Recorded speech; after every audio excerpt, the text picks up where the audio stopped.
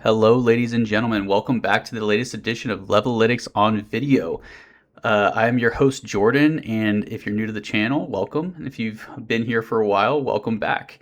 And what a week, guys. The markets have been popping. Crypto's moving for the first time in a very long time. So I figured it might be time to start gearing up the amount of times a week that I am doing these videos. So starting today, I'm going to publish a video on YouTube every single day, and we'll see how it goes. I just think that there's going to be a lot of action. There's going to be a lot to talk about, and for people that like to remain tapped into the market and figure out what's going on, people that are coming back to the market early after this huge move from crypto across the past week, I think it'd just be a good opportunity to kind of just keep people informed, and also for me to just stay informed and kind of just be locked in on everything that's going on. Keep myself sharp too. So let's get into it, guys. I don't want to waste any more of your time. So it is Sunday evening, and we are 2 minutes from the weekly close. This is the BTC USD chart from Coinbase. And for those of you who do not know, this is the daily chart, right? The red candles are this. For those of you who are new to the channel, my trading strategy is shown on the chart. With red candles means you do not want to own Bitcoin. Blue candles means you do want to own Bitcoin. And we have some blue candles, ladies and gentlemen. We have had blue candles for 3 days, signaling that it is not a good time. It means that bullish momentum has re-entered the picture for BTC. This does not mean it's going to break out. We've been in a mean reverting environment, so that's something to keep in mind. We've just been a lot of chop and a lot of sideways, but keep in mind, this has not happened very much, right? The last time that this occurred was in May of this year, right? Otherwise, it has been nothing but red since October 2025. So there's something to pay attention to. I'm excited. I think there's an opportunity for a big trade, which I'm going to show you over here to the right? So the risk is from getting long here around 77K, close it at the origin of the move upwards, which is around 60K, right? That's a 20% loss. You can see right here, 20% loss. And you could just long this thing all the way up to 120 something K if you wanted to really just take a trade like, okay, this thing is going back to all-time highs. And I think that's in play. It's a 3-to-1 risk reward ratio, right? You make 63% to possibly lose 20%. So that is an idea that I don't think is that crazy, and I think is in play. And obviously you guys should play your portfolios however you want. Everybody has their own risk tolerance.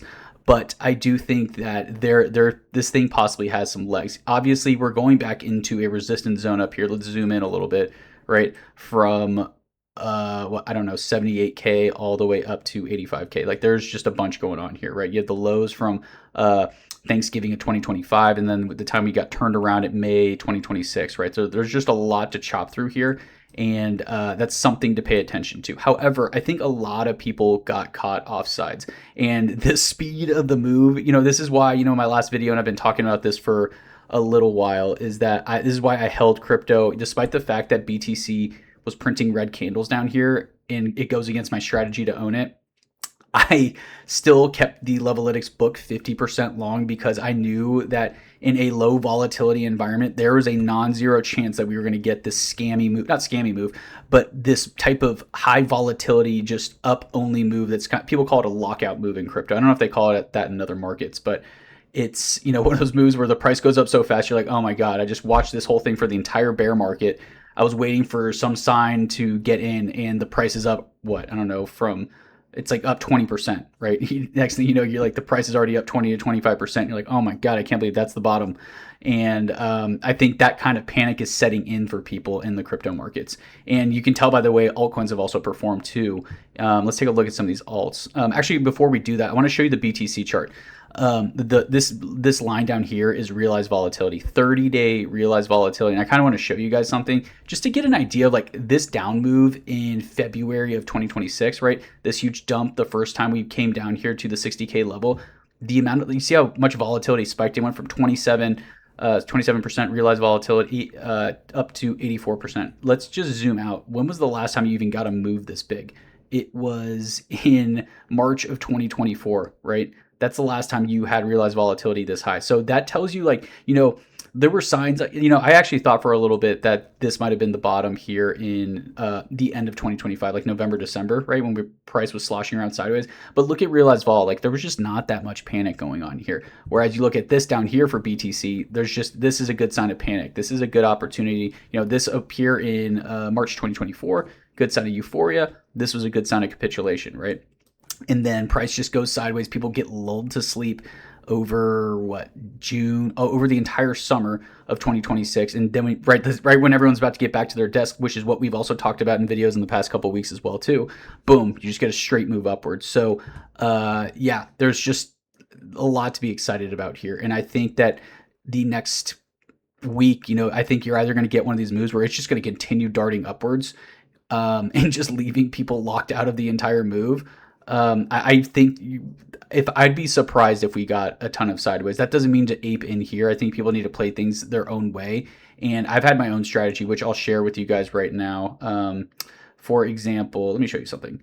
This is the ETH BTC chart, right? Here's another trade you could possibly take. Like this is, you could just risk ETH BTC going down 6% here, I think, which is just the origin of this move, for a possible reward of up to the highs of the August 2025 pump, when Tom Lee just pumped the bejesus out of this thing, right? I think that is a decent risk reward right there, that you could get something good on the table. And I've taken this trade myself, so that's something to understand as well. And yeah, I mean, let's just look at some charts, right? Like hype, blue, you can just see blue. Everything's just printing blue. Hype, lit. These are all assets that I own now, right? Blue. And this gave you like a little bit of an opportunity to get into, right? You didn't even have to wait for the pump. Let's keep going. Solana, blue. This is printing at top. That my trading indicator sometimes will show tops and bottoms, right? When there's like huge moves to the upside or to the downside. For the time being, I'm ignoring this though. I'm pretty bullish. This is even like, meme coins like SPX 6900, right? It is trading. You can see it's trading at range highs though, right? All these things are kind of tapping range highs. So you're kind of taking the risk of top blasting. I personally do not get too nervous about top blasting, just because when you're trading a momentum strategy, you kind of have to be willing to do that, right? Because obviously when you have upwards momentum, that means you're breaking through resistance at a lot of different points in time. And that's, that requires top blasting. Let's go to virtual. Virtual has not printed this. And I think one thing that people need to keep in mind too, right? When you're like thinking about, oh, has this market topped yet? Let's like zoom out a little bit, right? This is the virtual chart going from today all the way back to April of 2025, which is back here, right? This is realized volatility. And look at this. This is just on the floor, right? Like, so I think when you're asking yourself, if let's just say we get a breakout and the market starts moving and you're wondering when is probably a good time for me to start taking some chips off the table. When you start getting altcoins and their realized vol values are actually ripping to the upside, right? When you're getting like, realized vol back to 200 or 300 for virtual, for example, that's when it's like, okay, you're kind of in a late part of the move. We're getting the high volatility part of the move. This is the part where if you're adding, it should not be much, but in reality, you should already have had a position and you should be taking chips off the table, right? And these AI coins, especially when volatility is on the floor, right? This is the lowest it's been since what? Volatility is the lowest it's been since September 2024, when virtual was, cheap, when nobody even cared about it. It was basically the beginning of AI season, right? So basically, people think, oh, I'm locked out of this move, it's too late. No, not really. It's actually probably the beginning, and probably not the end of the beginning, but you're probably the beginning before people really start to pay attention globally to crypto again, because it's been just asleep. Nobody cares about it. Let's even go here. I'll show you the BTC chart versus other assets, right? Like, let's see this one. This is BTC versus NVIDIA. BTC has been down only versus NVIDIA since May of 2025. It has been a very, very long time. Just down only. See all these red candles? Gross. And it got one blue candle over here in May of 2026 when we got that tap of the 80K level before getting rejected one time on the Sailor dump, right? But, we're getting blue for the first time in year and a half for BTC versus equities. This is the S&P BTC blue candle print today, right? You don't really get it very often. The last time you really got sustained blue anywhere was October 2025. This was the BTC top. So worth paying attention to there. You can also look at BTC reclaimed versus the S&P, right? You want to do a horizontal line here. A horizontal ray. Boom. See, recovered it. So we're just like kind of back in action. And I think a lot of people that, try to do relative value trading, right? When you're comparing across different assets to see which one is the fastest horse, BTC is just, kind of making moves. And I think a lot of people are going to start paying attention to what's going on with BTC and the crypto markets at large. And, like I talked about, there's just been a lot of altcoin poppage. Yeah, I mean, look at Lit. Lit is just moving. So let's go over to, I think I wanted to show you guys something. Fijiao had a tweet that I liked. Have we considered what a Bitcoin move that is built upon hordes of call overriding at 30 vol for 6 months looks like? When when people get caught off guard selling calls to people when volatility is on the floor, for a long time it works, and then you just get blown out one time, right? And there is a non-zero chance that these people who were just expecting low volatility to continue, right? Because low volatility had kind of been the mood of crypto markets for a long time, right? Because it was kind of like a forgotten asset class. While equities ripped for for a year straight, crypto just went down only in low volatility. So these people that below 80K who just were constantly selling calls to people at low volatility, they're going to get squeezed. They're going to get stuck in a position where they're going to have to probably buy back some BTC to cover those calls that they wrote. But yeah, things are looking really, really juicy right now. I'm going to take you guys to Dude Terminal, which is my analytics website. And as some of you know, it's been not wound down, but it's been pared down a little bit because I don't have data looking as far back, but I still have some stuff, right? So let's look into it a little bit. Hold on one second. Let's zoom out. But this table here, actually, let me zoom in on the table. This shows the average 1 week, 1 month, 3 month, and 1 year return for all altcoins on Bybit, all perpetual swap pairs on Bybit. And the current value for the 1 month return, let's highlight this right here, right? Average value for 1 month is 14%. So on average, alts are up 14%. If you want a top 10% performance 30-day span, it's 32%. So we're not at that level yet, right? We're not like in that overbought level that you would historically associate with this. Here, let's go to this just to show you like a little bit more color. Yeah, so this is the 1 month return of all coins, right, on Bybit. And top 10% is above the red line. You can see that, right? And we're just not there yet. So the market is waking up, but we haven't even reached a 30-day overbought value. So that's something to keep in mind. And then 90-day, let's do this, 3 month return, which is obviously 90 days. This is something, these are things that we want to pay attention to moving forward, just because there will be a point in time where I think things are very obviously hot, right? Where you're like, oh my God, everything's just kind of overbought, it's late. And it's when you want to start peeling stuff off the table. But here, this is the average 90-day return. The average 90-day return for an altcoin right now is still negative. That tells you, this is early, just because we had one big pop and one good week, 1 week does not erase 90 days of crappy price action, especially because, you want to go back 90 days from now, we're at the end of August. So subtract 3 months, 8 minus 3 equals 5, which is May. This was right, but, we're still including all the price action from when we went down only from the sailor panic, right? So, yeah, we're still heating up a little bit. We're not oversold. We're not overbought. And I do not think that just because the prices went kind of up only for a week straight in crypto does not mean that you're cooked. So that's another thing to keep in mind. And then let's get into some other charts. Let's look at, breadth. I want to show you open interest breadth. Let's look at this real quick. Okay, so this chart shows you the percentage of perpetual swap pairs that had an increase in open interest over the past 7 days. And let's zoom in here, right?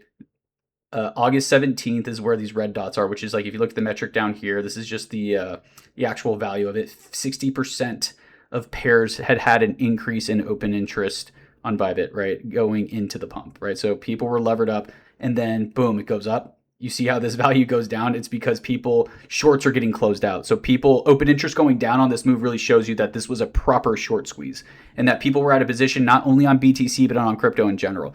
And, I think, we've also talked about this before, that there are people who think, and I think that they want crypto to be an asset class where each asset kind of moves to its own beat. But the reality is it is still an asset class that moves almost completely all together, all at once.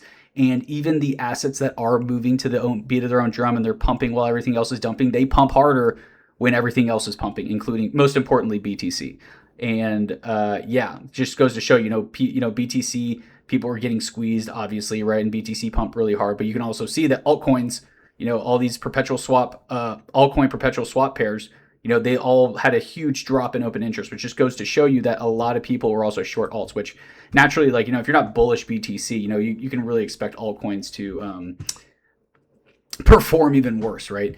So this chart also shows the percentage of perps with an unusual change in OI, which means compared to the other metric that we just looked at, this just shows up or down, right? So it's kind of all inclusive is what was the point of this. So I can get larger value prints and get a better idea where things are getting crazy one way or the other. I just kind of want to know if things are getting crazy in general. And you can see massive spike on this move, right? So yeah, a lot of craziness going on under the hood. And let me see if we got anything else in here. Actually, let's show you the Levolytics portfolio statistics too. Let's click on this chart just so people understand how I'm playing this a little bit, right? Let me change this. Let's hide this. Actually, let's just do this. BTC returns, right? They start ripping.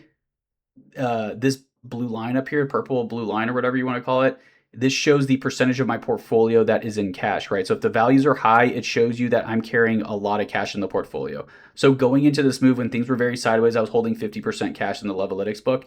And then starting August 18th until now, you can see that as BTC went up and alts started pumping, I started deploying more and more cash into the market, right? And let's see what percent of the book is in cash. Yeah. So I'm basically 83% long now, only 17% cash. I'm probably not going to deploy any more cash. If anything, I'll be shuffling funds around moving forward. I still have a BTC position that's worth 20% of the book in total.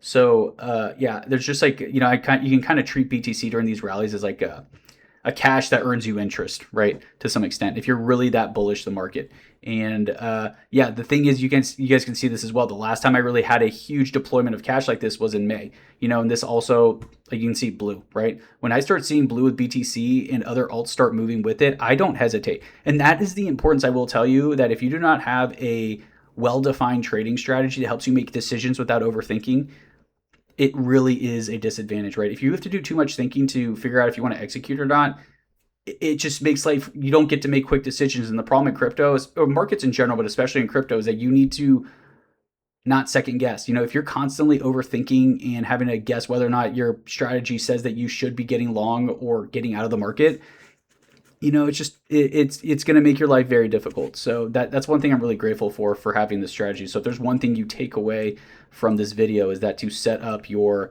own little strategy. That way you can just focus on the easy part. It's just oh, it flipped colors, fire. You know what I mean? That there's just not that much overthinking involved with it. But yeah, so the book is 83% deployed. I only have 17% cash. And, as you guys can see, I have my moments where, you can just see where I get excited.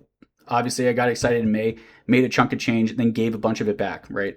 And I've made a chunk of change back here, which I will show you guys in the performance of the Levolytics book now, right? This is the performance since inception, and the blue line is the Levolytics book performance, green is BTC, and red is for altcoins. And yeah, you can see everything's obviously up a good healthy clip. And the current value as of today is the Levolytics book is down 22.72% since inception, and BTC is down 34.41. So the good news is, BTC, I was worried coming off the bottom that, BTC would rip and I would not be exposed enough to the market and that it would just start outperforming me. But the beautiful thing is that I'm pretty well deployed now. And I think I'm deployed into positions that I think are set to outperform BTC as well if the market continues to rally. So there's a decent opportunity. I can keep this cushion for altcoins because the way I'm maintaining that cushion is from holding strong altcoin positions, which I'll explain to you after this what I mean by I'm confident that I'm holding strong altcoin positions. But you can see the cushion is gigantic versus alts, right? I'm only down 22%, alts are down 54% since October 1st, 2025.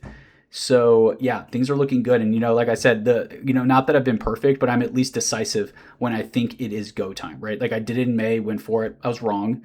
But I'm firing again. So, make sure you guys have your own, like I said, and it's not because I've done a ton of overthinking and looked through a bunch of analytics and stuff like that to make these decisions.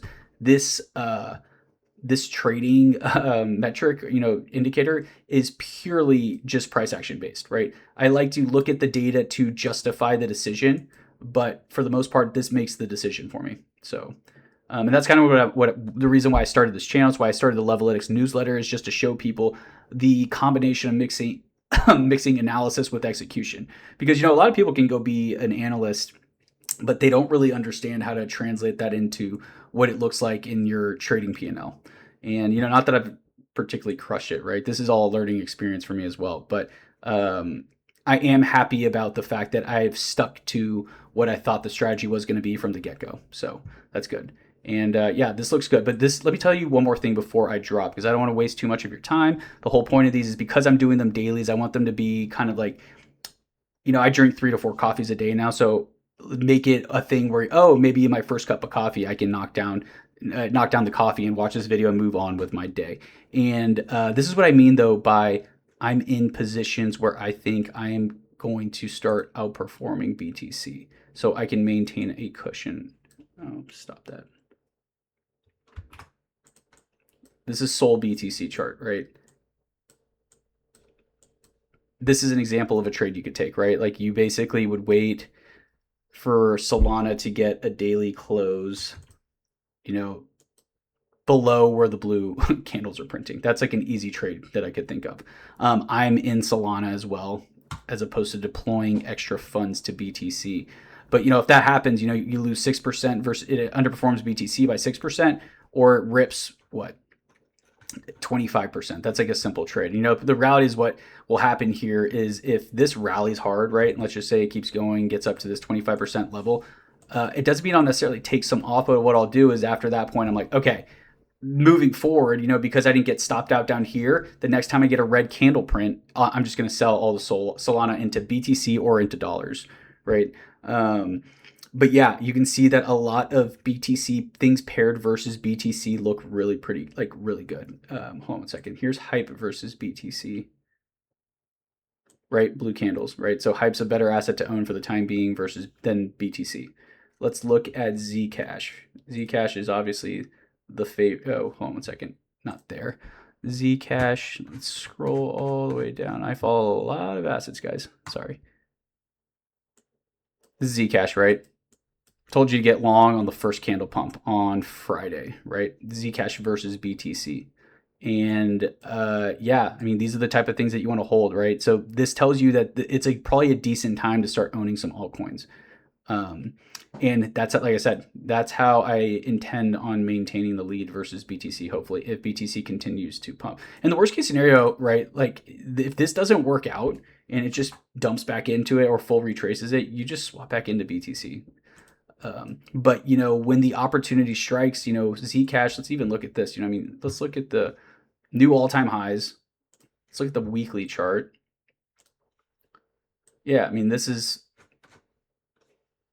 thing's a beast, right? Like this is a new high, and maybe you get a slight pullback into the $700 level. Maybe you get a nasty move down to kind of squeeze some people out this week, but this is a beautiful looking chart. After a low volatility period where people were caught off guard, after a 18-month bear market or almost 2-year bear market for altcoins, a 1-year bear market for BTC, Sailor got scared, Sailor sold, high volatility dump for BTC. Hold on one second. High volatility dump for BTC, right? Not weekly though. This is not what I'm looking at. High volatility dump right here, right in February 2026 for BTC. So you just have like a lot of the recipe that you would possibly want to put in a bottom, leave people, like have a reaccumulation period, and then a pump to catch people off sides.